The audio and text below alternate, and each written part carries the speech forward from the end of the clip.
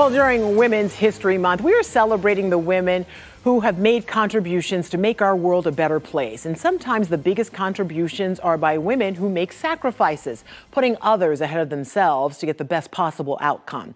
That is exactly what happened during the recent Winter Olympics in Beijing. Two women, teammates, friends, both champions and both from Ocala, were rooting for each other to bring home a gold medal in speed skating.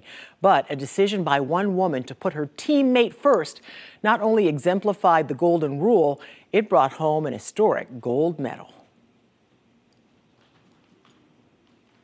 These are pictures of Erin Jackson, becoming the first black woman to ever win an Olympic speed skating medal.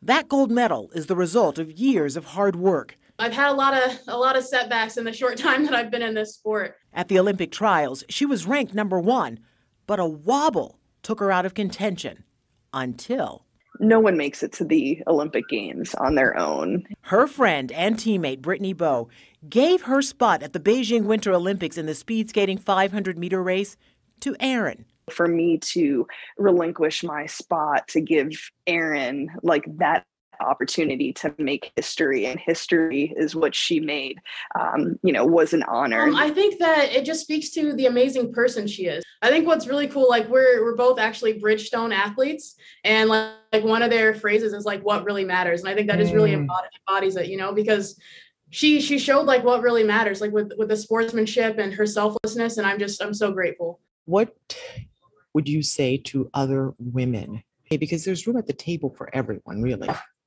There's room at the table for everyone is absolutely correct. And this story of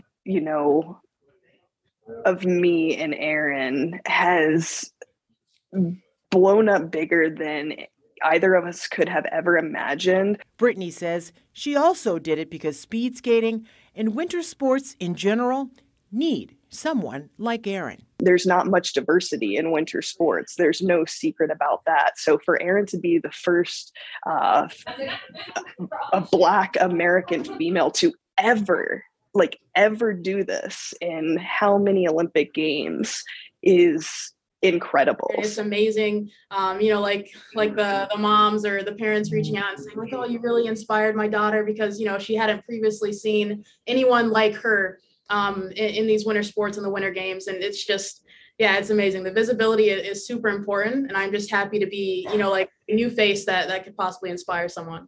And Erin has no plans to rest after her golden opportunity. She's already thinking about what's next. Because, I'm a perfectionist. And like you said, I have the gold medal, but I still have so many things that I want to perfect, I'm really self-motivated, and I want to be better than I was yesterday. No matter what I accomplished, I still want to keep getting better. What a story. I just love her. That's my point. And even though Brittany gave up her spot for Erin, there was no guarantee that Erin was going to win any medal at all. But her friend believed in her and said, I know you can do this. And honest to God, if you saw the trials, it was a wobble. And that's how that little bit made all the difference in the world in putting her out of contention. Now, of course, Erin won the gold in the 500 meter, but Brittany won the bronze in the 1,000 meter, and Joey Mantilla won bronze in his event. They're all from Ocala, by the way.